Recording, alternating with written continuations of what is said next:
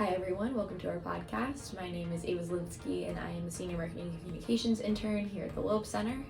Today I had the pleasure of speaking with Brianne LaBare, who talked to us a little bit about her experience as a PCA or Peer Career Advisor at the Loeb Center and other ways she's engaged with the Loeb Center.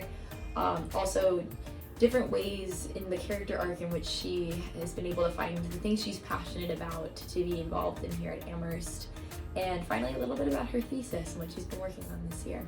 Welcome to our podcast. We're so happy to have you here. Thank you. To get started, why don't you, introduce yourself, class year, majors, areas of academic interest, and, all of the things that you're involved in on campus here at Amherst. Yeah, well, my name is Brianne LaBare. I'm a senior LJST and English double major. And I guess, my area of, academic interest is, very tangential to LJST and English of sorts of way, but mostly and this is something that comes out in my thesis this year is education and particularly higher education, but also education inequality, what that looks like for here in the US obviously, and so that's kind of my area of academic interest and something that I'm going to be hopefully pursuing outside of Amherst College after I graduate. But yeah, and then so some of the stuff I do on campus is I'm managing design editor of the Amherst Student, and I've done that since my first semester at Amherst. So I am also a PCA, a peer career advisor for the Loeb Center. I've been doing that for 2 years now. Previously I was editor-in-chief of the Olio for about 2.5 years. Yeah. I did that for a while.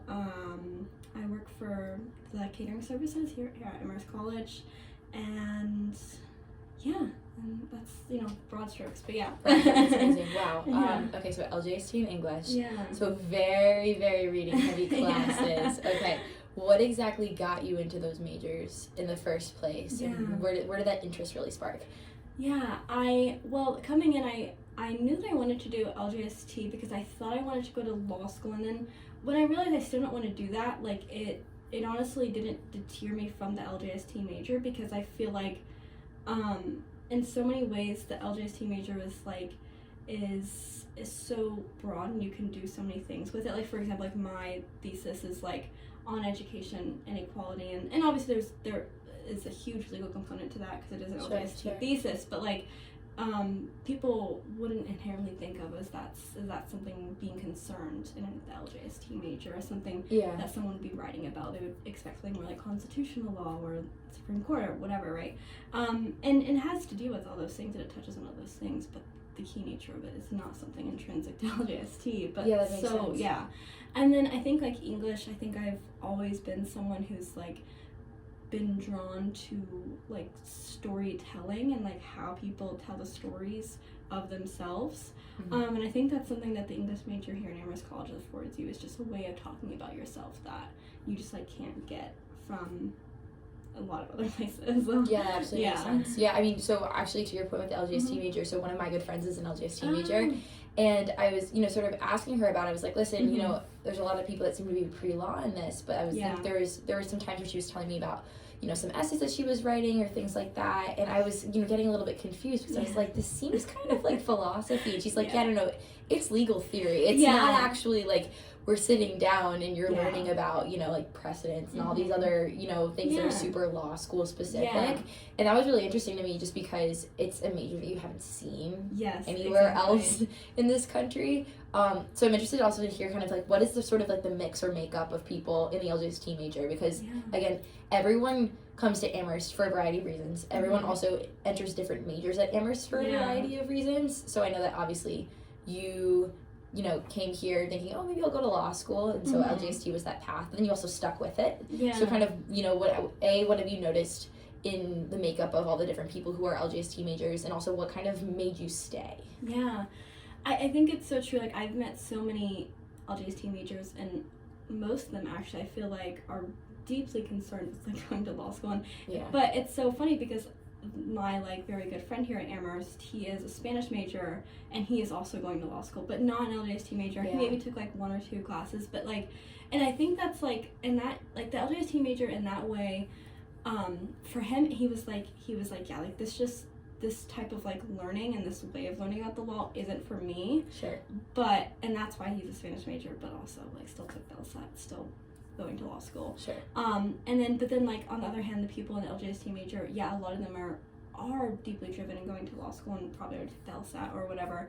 And then I think on the other side of that spectrum, you have people who just like want, and I think this is why I see it about myself, is like I'm like deeply concerned with like how the law has affected life, and like what, and all the ways that like I guess we grapple with that every day and grapple with like who we are in terms of the law, and then like what the law like tells us who we are, like how the law tells us who we are. And I think that like in a weird way, I think that that's what I am primarily concerned with. Yeah.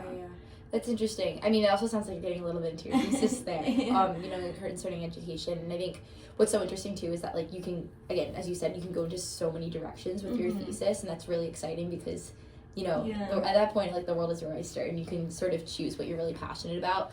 What exactly got you into specifically wanting to look at education, which is also, again, you have English, you have LJST, education is also another major here at Amherst. What exactly drew you to that other school of thought? Yeah, I think that,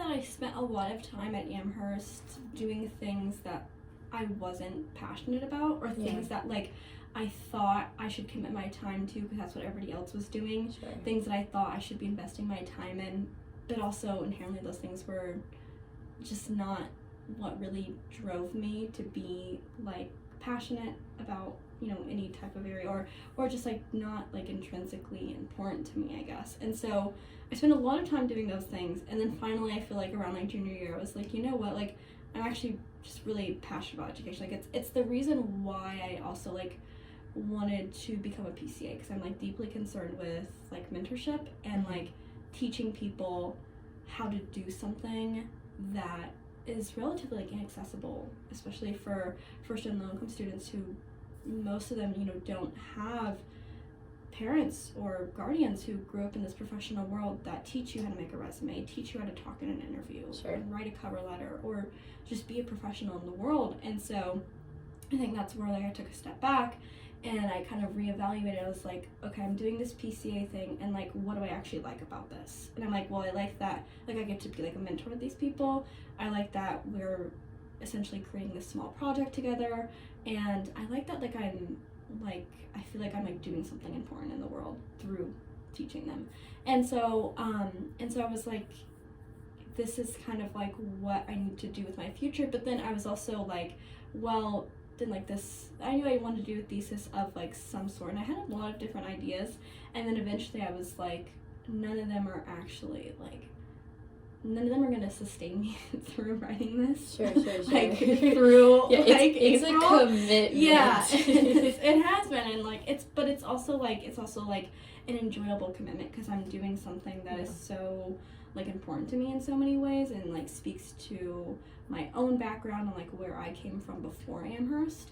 And so, yeah, I guess I just, like, I got here through, like, a reevaluation of, like, what was important to me and, like, what I was passionate about, and not, like, feeling so much pressure to, do the things that everybody else was doing, which was, I feel like, what happens to, like, so many students. A lot of people kind of, I think, enter Amherst with either no idea of what they want to do or a specific idea of what they want to do, and as time goes on, especially, it's like, I've heard about this character arc that happens at Amherst a little bit, and I honestly hate to agree with it, but I do, where, you come in your first year, you're really excited, there's X, Y, and Z things that you want to do that you're interested in, and slowly you become a little bit molded by the environment around you, and whatever dreams you came in with here, they start to kind of wither a little bit, and then what ends up happening is then you hit, like, your junior year, and then you're like, wait a second, let's take a step back.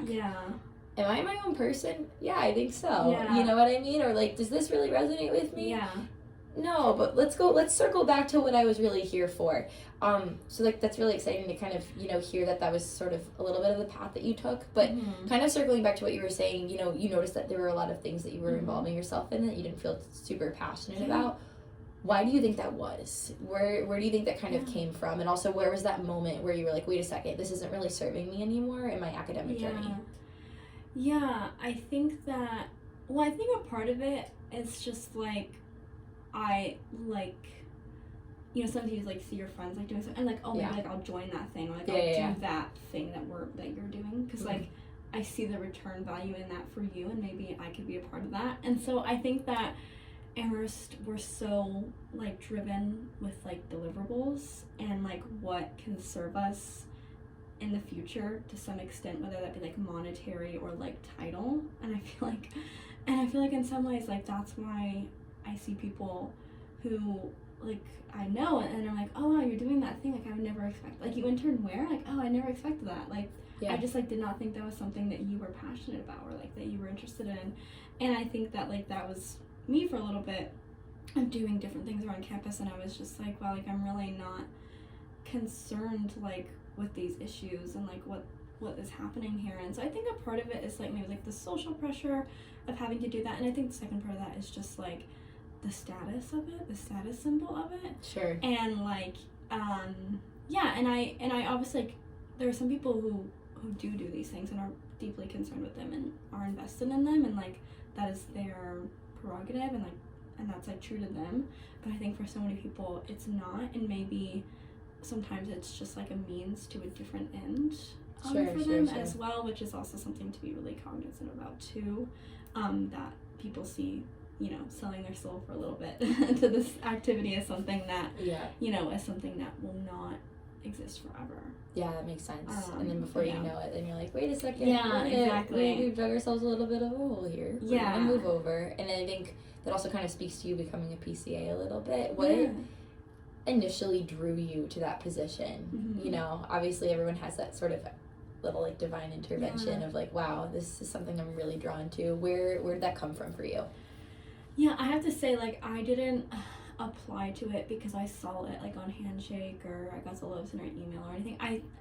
Victoria Wilson reached out to me, and she was like, hey, I think you would be, like, a really good fit for this. Like, you've worked with us in the past in various capacities. Like, maybe this is something that would be worthwhile for you.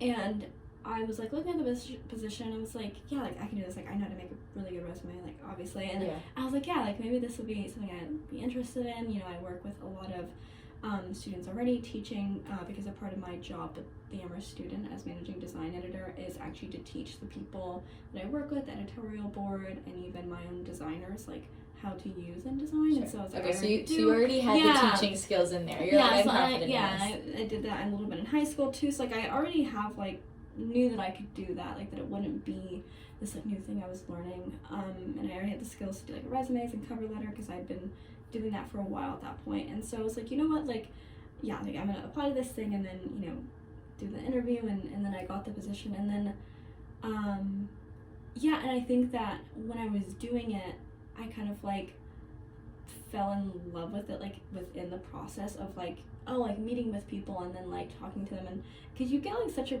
wide range. Like, I say, you mostly get freshmen and sophomores, because by the end of your sophomore year, you usually have, you know, you start seeing career community advisors, and whether that be one of them or more of them, you start seeing kind of more specialized, you know, people in those fields. But at the beginning, you know, you see a lot of freshmen and sophomores, and I love, like, working with them the most, because I think that, like, sometimes you get, like, the freshman is like, I have no idea what to do. I'm so lost. Like, what even is this? Like, what is this, like, well, like, what is this, like, CV? What's this cover letter? What's this, like, resume thing? And so then you have to work at that. And, like, I love that, because it's just, like, well, it's just, like, you know, like, showing them, like, a new world of, like, oh, like, this is how you can talk about yourself. And, like, so that's kind of exciting. And then I love, like, when they email me and they're like, hey, I have my first draft done. And then I'm like, okay, this isn't good at all, but, like, that's usually what happens. And then and then by, like, the third draft, I'm like, oh, like, you're finally, like, getting there, and, like, we're, like, doing this thing. And so, like, that kind of, like, collaborative process, where we're going back and forth, and, like, just creating this resume that, you know, maybe it's not even for, like, an internship that they're applying for right away. It's just, like, because they're like, oh, I heard that I need to do this, and so I need to do this. And so that's also, like, so fair. And then I think on the other end of that, I get, like, the sophomores who are like, I know what I want to do, like, can you just, like, is this good? And then it's just like, sometimes me, it's like, well, I just, maybe take out like that word, it sounds a little weird, or like, I'll rephrase this, or consider like adding, a skills section, and so sometimes it's just like wrapping up things. But I think the point being is that, like, wherever you are in the process, it's like, we're willing to help you, and like, that's what we want to do that. And I like have done like some really good resumes already this year for like some people who've like come in like really wanted to get it done, and so it's exciting. Awesome. It's an exciting work, and I always say it's like a little like project, because you like start it, it's like from conception to creation, like what are, because the resume is so much like, it's really intrinsic to you and how you want to talk about yourself and present yourself to X, Y, and Z company, fellowship, internship. So it really is like, it's something like so important, and like I feel like really lucky that I get to be a part of that for a lot of these people. Yeah, that's awesome. Yeah. And I mean, how have you noticed, students' demeanor when they enter the Loeb Center and they're accessing like PCA advice and stuff like that? Do you think, are there nerves there? Are they excited to be working with students specifically? Or what's the vibe? How do you think they really feel? Yeah, I think that it's easier to book an appointment with a student, or even like come to our drop-in clinic, which is we're on Wednesdays. They're on Wednesdays from 6:30 to 8. Yeah. In Oregon 110. If anybody needs to come get their resume checked. Everyone. Yeah, and so, and I think it's easier to come to one of us and like be like, oh, like I have this thing, like I just have, I need help, as opposed to like, an adult or a staff member from the Loeb Center. Yeah. And be like. And it's also just like a part of it is that type of like resume checking, just like for a specific resume, is just like also not like their job really, because like their job is to help you like specialize your resume to an industry. Sure. And then apply to a place. And so, but our job is more like the preliminary of just like going through the weeds of like, okay, what should actually be on this resume? How should the formatting look? It's just like, it's really just getting that done, and then when you're ready by like end of your sophomore junior year, just start like really narrowing down, and then that's when you meet with career community advisors. Not saying you can't meet with PCAs, because I've certainly had seniors who were like, yeah, like what do I do? And so it happens. Yeah, that's fair. That's super fair. I mean, you yourself too, obviously, again, having worked for the Loeb Center now for 2 years. Yeah, I also worked there during my freshman year. Okay, yeah, so also your first year. So yeah. you know the ins and outs of the place pretty well. I mean, what have you noticed even in yourself too? Also for myself, also working at the Loeb Center, I feel like you get to know the place very well, and what everything looks like and how things operate. And I think that's also been really helpful on a personal level, just for understanding like where you can best access help yourself. I mean, have you accessed help before from Loeb Center? I know you mentioned working with Victoria Wilson for a little while. What does that sort of look like for you? Yeah, I think when I first went to the Loeb Center, I actually worked with Emily Torella on, it was like my first year resume. I think this was like, late fall semester of my freshman year, and I was working with her on my resume. Like, oh, this is like my first year resume, and then that summer I had ended up working with actually Shannon Fields, doing some kind of like building like entire like catalog of resources, of digital resources for the social impact career community. Sure. Like also with the advice and guidance of Miko Ueno, who was that career community advisor. And so I like was already really well acquainted because of Emily, and then working there, you kind of learn that like the Loeb Center is much more expansive than you expect. There's so many people who aren't even student facing, because they're like in the operations team doing back end handshake stuff, and like doing reaching out to alumni and getting students opportunities that they eventually see on handshake, and and all the alumni and residence things, and so like there's just so much more than that that I probably don't even know about as well that happens. Yeah. And so now, like, I feel like I use the Loeb Center as, like, now as a senior, as I meet with Robert Sujinsky, who's the education, education professions, career community advisor. I meet with him pretty much exclusively. I don't think I've met with anybody any other career community advisors in a while, because I know that like this is kind of like more the trajectory that I should go to. You find your niche. Yeah, exactly. Yeah. And so I work with him exclusively, and I feel like I meet with him like every other week, because we're always talking about just something like, oh, like, you know, I'm like in the second draft of my curriculum vitae now, and so it's like, what is like how do I do this thing, like it's so weird. And then also like thinking about jobs and fellowships and like, you know, people I can meet with on campus who can like help me in my career journey, right? And so I think that like now as a senior, which is like I think the way it's supposed to be, is like you have this relationship with this person who knows you really well, and like who can really give you that like valuable career insight and like advice, and even like help you like apply to jobs and like or do whatever, and so like I think that like in that way like I've really taken advantage of the Loeb Center just as like both like a student staff member and then also like as a student. Absolutely. And those relationships are built also over time. It's not like you just showed up to Robert's office one day and was like, hey, so we're gonna play some jobs today, and you were going to hold my hand through this. And exactly. It's like, who are you? Exactly. You know, it's something that's built over time. And sort of just as we close this conversation out, I'm interested to hear, you know, you had a lot of experience working with the Loeb Center, meeting with the Loeb Center, working for the Loeb Center, so many things, and then also, you know, in all of the passions and different hats you've worn here at Amherst. What would you say to a student who's a incoming first year, someone who's kind of just starting out that sort of career journey? What do you have to say for them? Because it can be a little daunting. Yeah, I feel like, I would say, I don't think Amherst College students, a lot of them don't have a problem with this, but like just going to the Loeb Center, I feel like especially this freshman class is very eager.